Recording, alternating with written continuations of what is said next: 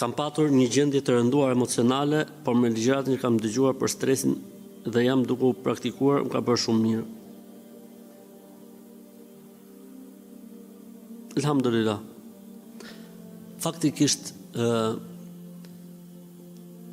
kur më vjen nga njerë në pyetje e tillë, dhe kjo pyetje është shumë, kjo pyetje e frikës, e ankthit, në njerë i bëj pyetje personit dhe i them, a e beson Zotin? Po thot ai se që kur ka bëu pyetjen, ka thonë selam aleikum hoxh. A e beson Kur'anin? Po thotë besoj. Them unë, a e beson se është fjala e Allahut? Po thotë besoj. I them unë, po mirë, a e ke lexuar Kur'anin? Thot po. Po a ke lexuar ti në Kur'an se Zoti thotë s'do të na ndodhi vetëm sa që Zoti ka shkruar? Po, atëherë për çfarë tremesh, për çfarë friksohesh? Pse duhet të kalosh në gjendje të tillë? Pra njëri që e beson fjalën e Zotit, dhe aty në fjalën e Zotit të shkruar, thuaj, nuk ka për të ndodhur vetëm sa ajo që Zoti i ka shkruar. Për çfarë trembet njeriu, për çfarë friksohet? Kujt i friksohet? Nuk ndodh gjë në botë, po nuk e pat shkruajti i madh i Zot, po nuk e pat caktuar i madh i Zot. Si tha pejgamberi sallallahu alajhi wasallam atij sahabiut, nuk plotësohet besimi i njeriu derisa të di dhe të jetë i sigurt se çfarë i ndodh, s'kishte se si mos me i ndodh. Dhe çfarë nuk i ka ndodh, nuk kishte se si me i ndodh. Kjo është sprova e besimit. Kur ne themi besojmë Zotin, besojmë botën tjetër, ne themi besojmë caktimin e Zotit. Çfarë do të thotë besojmë caktimin e Zotit? Kjo pra është, nuk mund të ndodhi ty diçka që s'e ka shkruajtur Zoti. Po edhe nuk mund t'i shpëtojsh asaj që ka shkruajtur Zoti. La yanfa'u hadarun min qaderin. Sado që të ruash, si shpëdon do të kaderit. Por ne jemi urdhëruar për të bërë shkaqet. Ne duhet të bëjmë shkaqet patjetër. Ama kaderit, caktimi nuk shpëton. Po mira, thuhet që lutja ndryshon, po edhe lutja është pjesë e kaderit. Edhe lutja është pjesë e kaderit. Pejgamberi sa më ka thënë, "Ad-du'a'u yadfa'u lima nezele o malem jenzil." Duaja bën dobi për atë që ka ndodh, po edhe për atë që s'ka ndodh akoma. Duaja bën dobi për atë që ka ndodh dhe për atë që nuk ka ndodh. Nga njëherë Zoti nuk na përgjigjet në lutjet tona, pavarësisht se kemi hall të madh dhe siklet të madh, se Zoti po na ruan nga një fatkeqësi që e ka shkruar për ne. Ne nuk e dim. Këto sekrete kur do të na zbulohen? Ditën e Kiametit. Filan luti nuk është përgjigje Allahu, ti ke pas nevojë të madhe që Zoti të përgjigjet. I padrejtësia e madhe, i zullumi i madh, i sikleti i madh. I lut ti e çu 6 muaj në 1/3 në fundit të natës, po su zgjidh që su zgjidh, pavarësisht ti ishe me të drejtën.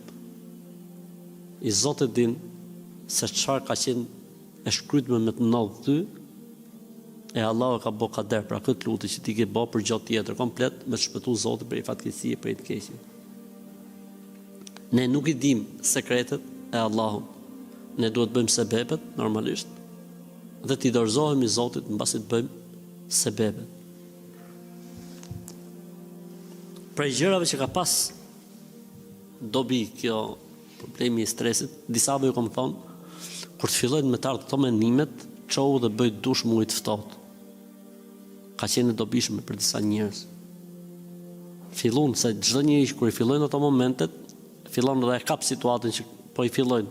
Në atë moment çohu, i kam thonë, do bëj dush muaj të ftohtë akull, jo kështu më të ngrohtë, të ftohtë akull. Edhe kjo ka bërë dobi. Po më e rëndësishme është ajo që ne e tham. Ti dorëzohesh Zotit dhe të besosh se Zoti nuk cakton për ty vetëm sa atë që është më e mira. Dhe s'ke pse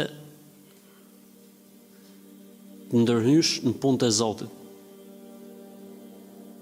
Dorëzo, bëj sebepet, fal namazin, përmend Allahun, lexo Kur'an, jep sadaka, merru me sport, dil, vrapo, merru me gjëra të dobishme, lexo, studio. Shif fukarit që kanë hallë, siklete, jetimat. Mos i le vetes tate kohë për të marrë me veten tate. Mos e lër energjinë negative të marrë pushtet mbi energjinë pozitive që të ka fali madh Zot. Sepse ajo një është, o do ta harxhosh në dobi, o do ta harxhosh në antidobi.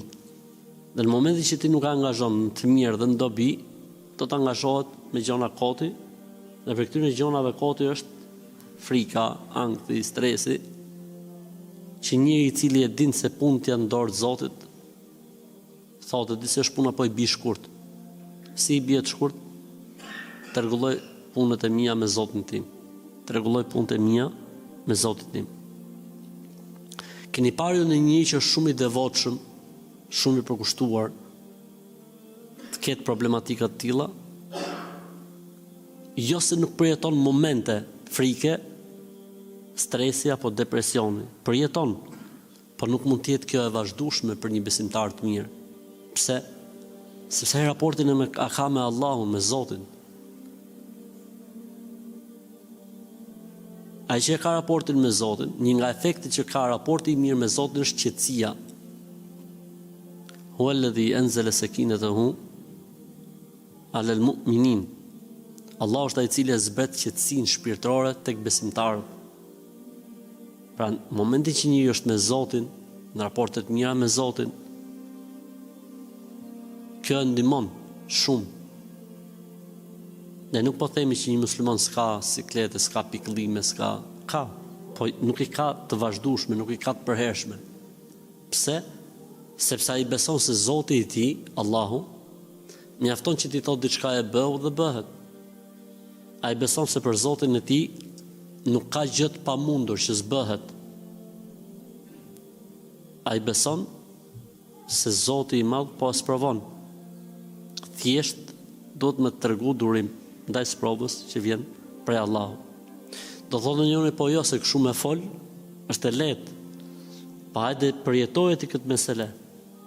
Ti mos kujto se folsi nuk ka pas momente stresi, momente frike, mos edhe unë kam kalu, por janë momentale, diçka e moment. Nuk mund vazhdoj. Sado që t'jetë halli i madh, sado që t'jetë sikleti i madh, sado që t'jetë stresi i madh, Allah është më i madh. Allah është më i fuqishëm. O besojmë se Zoti është më i madh dhe më i fuqishëm, ose jemi kot. E nëse e besojmë, atëherë lutje më të madhit ta zhduki atë që është asgjë për atë. A themi ne Allahu Ekber. Allahu Ekber çdo thot shqip. Allah është më i madhi në të gjitha kuptimet e fjalës, që mbart fjala më i madhi. Edhe më i madh se hallet tona, se streset tona, se sikletet tona, se frikrat tona. Është më i madh Allahu, se gjunahet tona. Momenti që ti e ke rregullu punën me më të madhin, ai është Allahu. S'ka gjë që mund përballet me më të madhin, me Allahu. Që s'ka vend dhe nuk ka hapësirë për një besimtar që përjetoj situata kaq të rënda.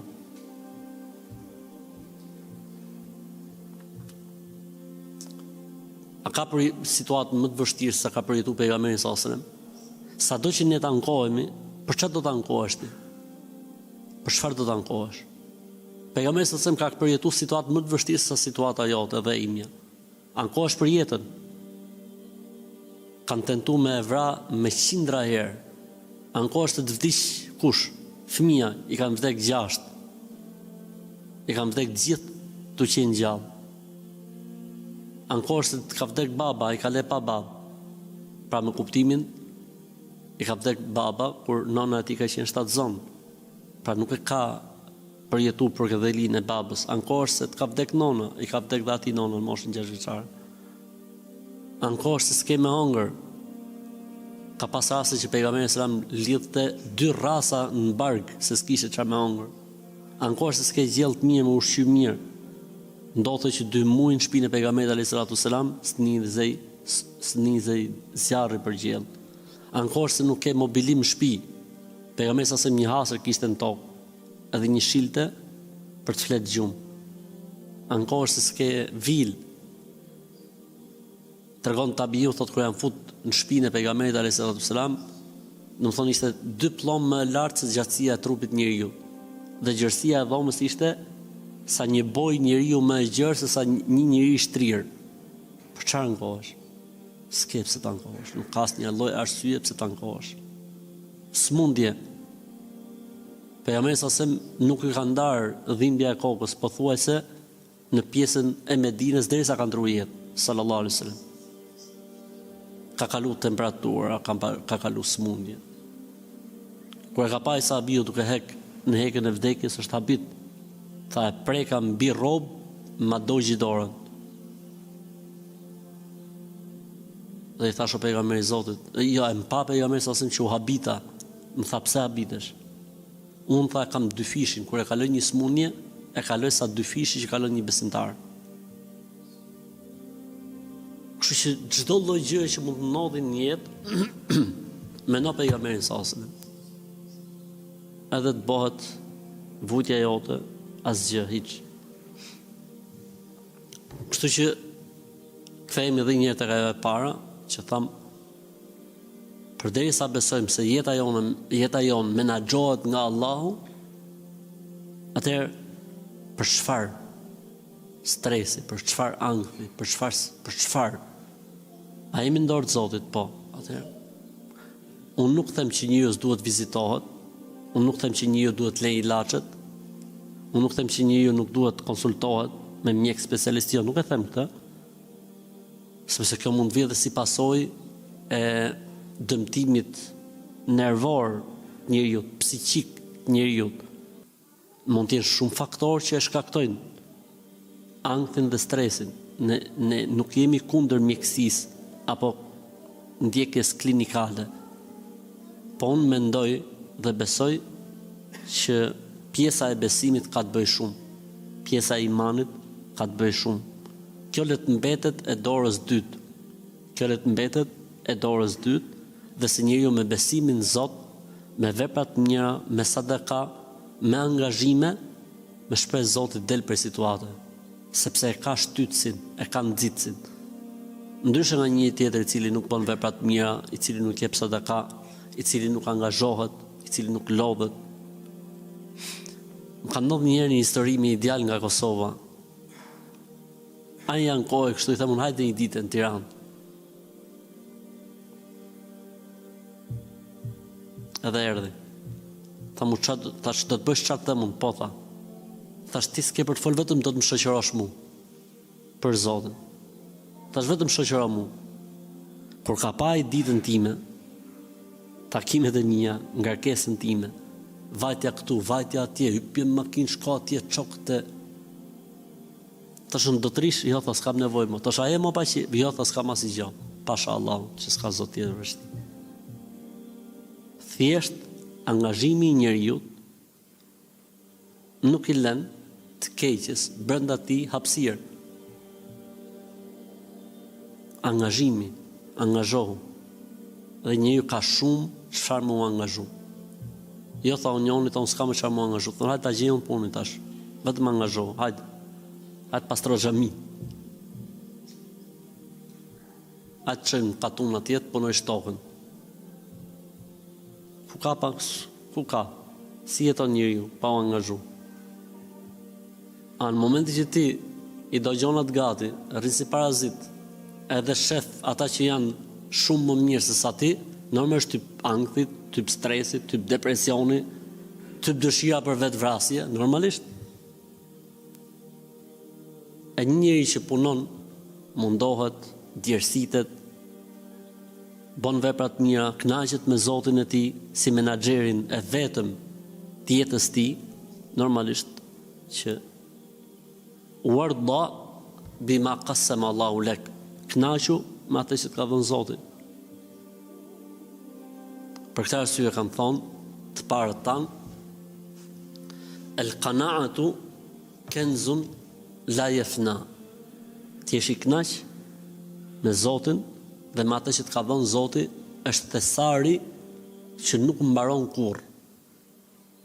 S'mbaron kurrë ky thesar. Çdo thesar tjetër mbaron. Ose ngjit me çdo thesar, njeriu do të kishte dëshirë të kishte një thesar tjetër. përveç këtij thesari, që është thesari i të qenit i kënaq me Allahun si Zot. Domethënë menaxher i vetëm absolut i jetës tate. Ai që ne themi çdo mëngjes dhe çdo masdite, raditu billahi rabba wa bil islami dina wa bi Muhammedin sallallahu alaihi wasallam nabiyan wa rasula. Jam i kënaqur me Allahun si Zotin tim, kjo nuk është një fjalë goje që thuhet, po ka kuptim. Jam i kënaqur me Islamin si fen time dhe jam i kënaqur me Muhammedin sallallahu alaihi wasallam si profetin dhe të dërguarin tim.